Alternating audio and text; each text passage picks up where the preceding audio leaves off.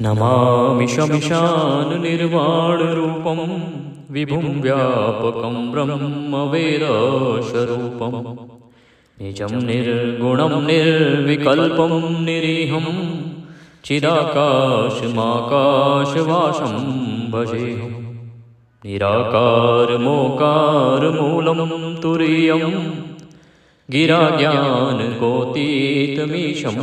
गिरीशं करालं महाकालकालं कृपालं गुणागार संसार पारं नतोऽहं। बोलिए शंकर भगवान की जय। बोलिए अमावस्या माता की जय। अभी हम आरंभ करेंगे अमावस्या पर सुनी जाने वाली तीनों ही पौराणिक कथाएं, जिन्हें प्रत्येक अमावस्या पर सुनना चाहिए। अगर आप व्रत कर रहे हैं तो भी और व्रत नहीं कर रहे हैं तो भी ये कथाएं सुनने मात्र से अपना प्रभाव दिखाती हैं। और अमावस्या के दिन अगर आप सुनते हैं तो निश्चय ही आपकी कामनाएं पूर्ण होती हैं। अमावस्या, प्रत्येक मास में एक अमावस्या आती है। एक पखवाड़ा जिसे हम कहते हैं, पखवाड़ा अर्थात एक पक्ष, जो एक पक्ष होता है शुक्ल पक्ष और कृष्ण पक्ष। कृष्ण पक्ष की जो 15वीं तिथि होती है उसे अमावस्या कहा जाता है। अमावस्याओं का बहुत अधिक महत्व होता है। उसमें भी अगर अमावस्या श्रावण मास की हो तो उसका महत्व और बढ़ जाता है। इसे हरियाली अमावस्या कहा जाता है। इस दिन भगवान भोलेनाथ और माता पार्वती की पूजा का विशेष विधान है। पितरों के निमित्त तर्पण और दान स्नान आदि का तो महत्व होता ही है। साथ ही इस दिन, क्योंकि ये हरियाली अमावस्या है, तो इस दिन आपको हो सके तो वृक्ष लगाने चाहिए। उससे आपको अधिक पुण्य फल प्राप्त होता है। अमावस्या पर सुने जाने वाली 3 प्रमुख पौराणिक कथाएं हैं, जिनको हमने यहाँ आपके लिए संलग्नित किया। तो आइए कथा आरंभ करते हैं। कथा आरंभ करने से पहले आपसे निवेदन है, अगर वीडियो अच्छा लगे तो उसे लाइक अवश्य करें। कमेंट बॉक्स में ओम नमः शिवाय या जय शिव शंकर लिखें।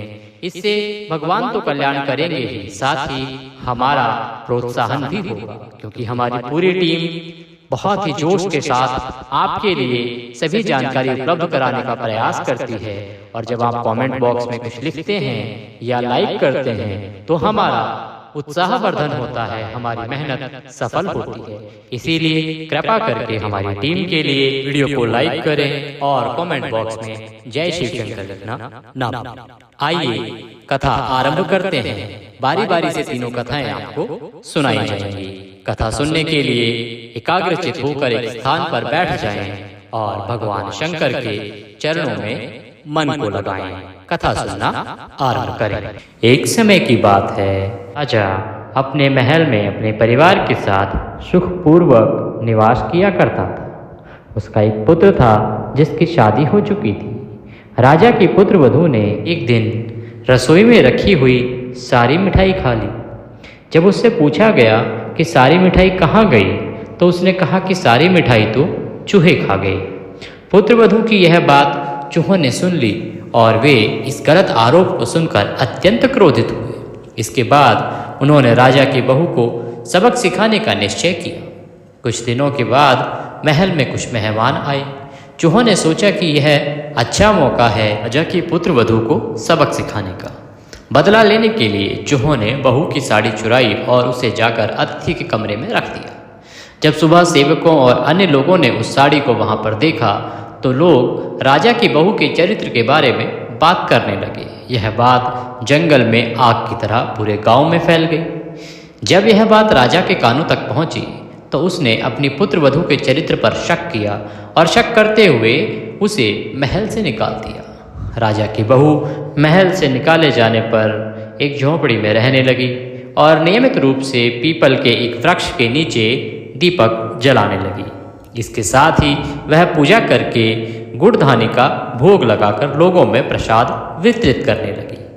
इस प्रकार कुछ दिन बीत जाने के बाद एक दिन राजा उस पीपल के पेड़ के पास से गुजरे, जहां उनकी बहू हमेशा दीपक जलाया करती थी। इस दौरान उनका ध्यान उस पेड़ के आसपास जगमगाती रोशनी पर गया। राजा इसे देखकर चकित रह गए। महल में वापस आने के बाद अपने सैनिकों से उस रोशनी के रहस्य का पता लगाने के लिए कहा। सैनिक राजा की बात मानकर उस पेड़ के पास गए। वहां पर उन्होंने देखा कि दीपक आपस में बात कर रहे थे। सभी दीपक अपनी अपनी कहानी बता रहे थे। तभी एक दीपक बोला, मैं राजा के महल से हूँ। महल से निकाले जाने के बाद राजा की पुत्र वधू रोज मेरी पूजा करती है और मुझे प्रज्वलित करती है। सभी अन्य दीपकों ने उससे पूछा कि राजा की बहू को महल से क्यों निकाला गया? तो उसने बताया कि एक दिन उसने मिठाई खाकर चूहों पर झूठा नाम लगा दिया था। इस पर चूहे नाराज हो गए और राजा की बहू से बदला लेने के लिए उसकी साड़ी अतिथि के कमरे में रख दी। यह सब देखकर राजा ने उन्हें महल से निकाल दिया। जब सैनिकों ने यह सब सुना तो यह सब सुनकर सैनिक भी हैरान रह गए और महल वापस आकर उन्होंने राजा को सारी की सारी कहानी सुना दी। यह सुनकर राजा को अपनी गलती का एहसास हुआ और उसने अपने पुत्र वधू को महल में वापस बुला लिया। इस प्रकार पीपल के पेड़ की नियमित पूजा करने का फल राजा की बहू को मिला और वह अपना जीवन आराम से व्यतीत करने लगी। इसीलिए कहा जाता है कि अमावस्या के दिन पीपल के पेड़ के नीचे दिया अवश्य जलाना चाहिए। इससे अमावस्या माता प्रसन्न होती हैं और पीपल देवता भी प्रसन्न होते हैं। उनके आशीर्वाद से आपकी सभी परेशानियां दूर होती हैं। बोले अमावस्या मात की जय। इसी के साथ अमावस्या की, हरियाली अमावस्या की यह कथा यहाँ पर समाप्त होती है। अब हम सुनेंगे अमावस्या की एक और पौराणिक कथा। एक समय की बात है, एक गरीब ब्राह्मण था।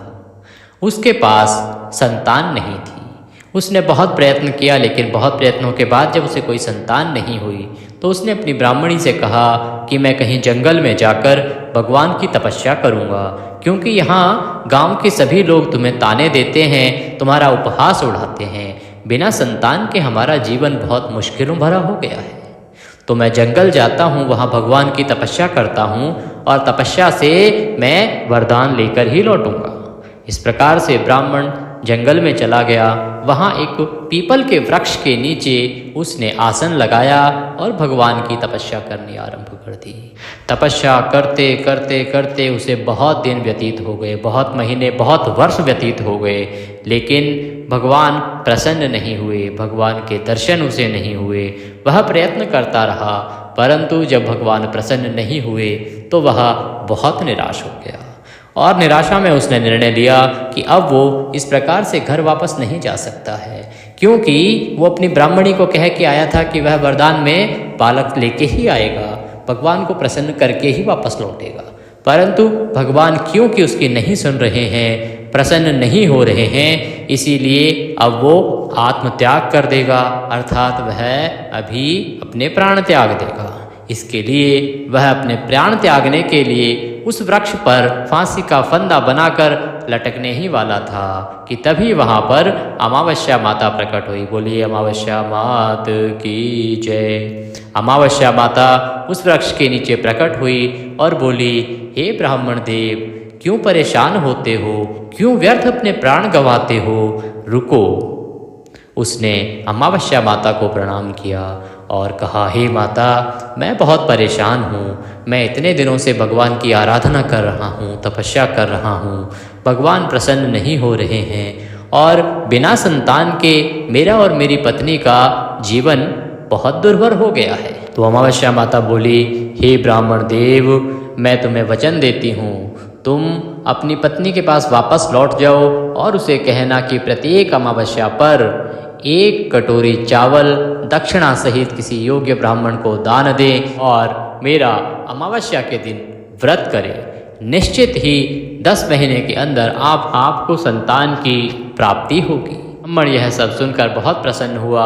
उसने अमावस्या माता को प्रणाम किया और वहाँ से चला गया। ये सारा वृतांत उसने अपनी पत्नी को घर आकर सुनाया। उसकी पत्नी ने इसी प्रकार से जैसा बताया गया था वैसे ही हरियाली अमावस्या के दिन सर्वप्रथम सुबह उठ के स्नान आदि करने के बाद 1 कटोरी चावल लिया, उसमें दक्षिणा रख के दान दिया, अमावस्या माता की कथा सुनी, अमावस्या माता की पूजा की, पीपल के वृक्ष के नीचे दिया जलाया और पूजा की परिणाम स्वरूप उसकी पत्नी गर्भवती हुई और 10वें महीने में उसके घर में 2 बेटियों का जन्म हुआ। ब्राह्मण बहुत प्रसन्न हुआ, उसने बहुत उत्सव मनाया और दोनों ही बेटियों के नाम रखे, एक का नाम अमावस्या और एक का पूनम। अब देखते ही देखते ब्राह्मण के घर में धन धान्य के भंडार भर गए और संतान प्राप्ति भी हो गई। दोनों ही बेटियां दिन दूनी रात चौगनी गति से बढ़ने लगी और देखते ही देखते सयानी हो गई। एक दिन ब्राह्मण अपनी ब्राह्मणी से बोला कि क्यों ना इन बेटियों के योग्य वर ढूंढकर इनकी शादी कर दी जाए। ब्राह्मणी ने भी सहमति जताई और ब्राह्मण पास ही के गांव में जाकर वर ढूंढने लगा। जब उसे 2 योग्य परिवार मिल गए जो धन धान्य से पूर्ण थे तो ब्राह्मण रिश्ता पक्का कराया और यह बात आकर उसने अपनी ब्राह्मणी को बताई और उसके पश्चात एक उचित समय देखकर सही मुहूर्त में दोनों बेटियों का विवाह कर दिया गया। एक तरफ जहां अमावस्या का विवाह हुआ, परिवार और अधिक उन्नति करने लगा। पहले जितना धनी था उससे अधिक धनी होता चला गया। लेकिन जिस परिवार में पूनम का विवाह हुआ था वह परिवार दिन ब दिन बुरे दिनों को प्राप्त होता रहा। उनका सब कारोबार नष्ट हो गया, धन संपदा नष्ट हो गई, यहाँ तक कि उनके पास खाने के लिए भी पैसे नहीं रहे। जब ये हालात अमावस्या को पता लगे तो बड़ी बहन बहुत सारा धन और सामान लेकर छोटी बहन के घर गई और अपनी बहन से बोली कि बहन ये क्या हो गया है, तुम तो बहुत धनी लोग थे, फिर अचानक से ये क्या परेशानी आ गई। तो पूनम बोली पता नहीं बहन, जिस दिन से मैं शादी करके आई हूँ इस परिवार में बहुत परेशानियाँ आ गई हैं। तब बड़ी बहन अमावस बोली कि बहन तू चिंता मत कर, ऐसा करना आने वाली अमावस पर 1 कटोरी चावल दक्षिणा रखकर ब्राह्मण को दान देना, अमावस्या का व्रत करना और पीपल के पेड़ के नीचे पूजन करके दिया जलाना, निश्चय ही तेरी परेशानियां दूर हो जाएंगी। पूनम ने जैसे ही अमावस्या आई तो अपने बहन के कहे अनुसार 1 कटोरी चावल और दान दिए और पीपल के पेड़ के नीचे अमावस्या का पूजन किया, वह दिया जलाया। और जैसे ही उसने यह उपाय करना शुरू किया, अमावस्या का व्रत करना शुरू किया, अमावस्या माता की कृपा से उसकी कारोबार फिर से चल उठा और उसके घर में धन धान्य के भंडार हुए और उचित समय पर उसे संतान की प्राप्ति हुई। इस प्रकार से अमावस्या माता के आशीर्वाद से दोनों बहनें खूब तरक्की करने लगी, खुशहाल जीवन व्यतीत करने लगी। अमावस्या माता की कृपा जैसे उनको प्राप्त हुई वैसे कहने वाले सुनने वाले सभी को प्राप्त हो। अमावस्या माता सबका कल्याण करें। बोलिए अमावस्या मात की जय। इसी के साथ अमावस्या की यह दूसरी कथा भी यहाँ पर समाप्त होती है। अब एक तीसरी पौराणिक कथा जो है उसको हम कहेंगे। वह कथा है सोना धोबन की। एक ब्राह्मण परिवार था जिसके एक कन्या थी। कन्या विवाह योग्य हो गई थी लेकिन उसका विवाह नहीं हो पा रहा था। तभी एक दिन गांव में एक सन्यासी आए। उन्होंने उस कन्या का हाथ देखा और हाथ देखकर ब्राह्मण को बताया कि हे ब्राह्मण, इस कन्या के हाथ में वैधव्य योग है, अर्थात इसका विवाह नहीं होगा और अगर हुआ तो यह शीघ्र ही विधवा हो जाएगी। तो ब्राह्मण यह सुनकर बहुत चिंतित हो गया। उसने कहा महाराज कुछ उपाय बताएं, क्योंकि यह कन्याधन है, ऐसे कैसे मेरा जीवन चलेगा, इसका जीवन भी बर्बाद हो जाएगा। तो सन्यासी बोले हे ब्राह्मण, यहाँ पास में ही एक सोना धोबन रहती है, वह बहुत ही पुण्य कमाने वाली है। अगर वह अपने मांग का सिंदूर तुम्हारी बेटी को शादी के समय दे दे तो निश्चित ही इसका यह वैधव्य दोष मिट जाएगा, क्योंकि वह अमावस्या के दिन 108 परिक्रमा करती है और उसे इससे अथाह पुण्य प्राप्त हुआ है। यह सब जानने के बाद वह पुत्री रोज सोना धोबन के घर जाती और सुबह उठते ही सारा काम करके वापस चली आती। कुछ दिन व्यतीत होने के बाद सोना धोबन एक दिन अपनी बहू से बोली कि अरे तुम इतनी जल्दी उठ के सारा काम कैसे ख़त्म कर लेती हो। तो उसकी बहू ने कहा नहीं माँ जी, मैं तो कुछ काम नहीं करती, मुझे लगा आप ये सब काम सुबह उठ के कर लेती हैं। तो सोना धोबन को यह जानकर बड़ा आश्चर्य हुआ। वह नज़र रखने लगी कि आखिर कौन है जो सुबह सुबह आकर उसके घर का सारा काम करके चला जाता है। तब एक दिन उसने उस ब्राह्मण कन्या को यह सब काम करते हुए देख लिया तो उसने उसको रोक कर पूछा हे बेटा, तुम ये सब क्यों करती हो? मेरे घर में आके साफ सफाई और ये सारे काम तुम बिना बात के क्यों कर रही हो? क्या प्रायश्चित है, क्या प्रयोजन है? तो वह ब्राह्मण कन्या बोली, हे माँ, मुझे इस प्रकार से वैधव्य दोष है। अगर मेरे विवाह के समय तुम मेरी मांग में अपना सिंदूर भर दो तो मेरा यह दोष मिट जाएगा। मुझ पर कृपा करो। इस प्रकार उस ब्राह्मण कन्या की बात सुनकर सोना धोबन पिघल गई और उसने कहा कि ठीक है, मैं निश्चय ही ऐसा करूँगी। इसके बाद उस कन्या का विवाह निश्चित हुआ और उस समय उस सोना धोबन ने जाकर अपनी मांग का सिंदूर उस कन्या की मांग में भर दिया। इसके परिणाम स्वरूप उसका सुहाग तो दीर्घायु हो गया, उसका वैधव्य दोष तो मिट गया, लेकिन सोना धोबन का पति जो कि घर पर बीमार था वह मृत्यु को प्राप्त हो गया। यह सब खबर सोना धोबन को नहीं पता थी। जब वो वापस आने लगी तो उसको रास्ते में पूर्णिमा तिथि आ गई। उस दिन उसने पीपल के वृक्ष के वहाँ 108 परिक्रमा की, दान किया और दिया जलाया। उसके इस प्रकार से अमावस्या माता के निमित्त 108 परिक्रमा करने और दिया जलाने के परिणाम से अमावस्या माता के आशीर्वाद से उसका पति जी उठा और वह लंबी आयु को प्राप्त हुआ। बोलिए अमावस्या मात की जय। इसी के साथ सोना धोबन की यह कहानी यहाँ पर समाप्त होती है। ये 3 कथाएं हैं जो कि अमावस्या के दिन आपको निश्चय ही सुननी चाहिए। आप इन कथाओं को सुने, अमावस्या माता की आरती करें, आरती करके भोग लगा के प्रसाद सभी बंधु बांधवों में वितरित करें। अमावस्या माता आप सभी का कल्याण करें। वीडियो अच्छा लगे तो उसे लाइक अवश्य करें। कमेंट बॉक्स में अमावस्या माता लिखना ना भूलें। हमारी टीम बड़ी मेहनत से इन वीडियोस को आप तक पहुंचाती है। आपका एक लाइक और एक कमेंट हमारे उत्साहवर्धन के लिए बहुत महत्वपूर्ण होता है। तो कृपया एक लाइक और एक कमेंट अवश्य करें, जिससे कि हमारा उत्साह बना रहे और हम ऐसे ही समय समय पर आपके लिए उपयोगी वीडियोस प्रदान करते रहें। जय अमावस्या माता।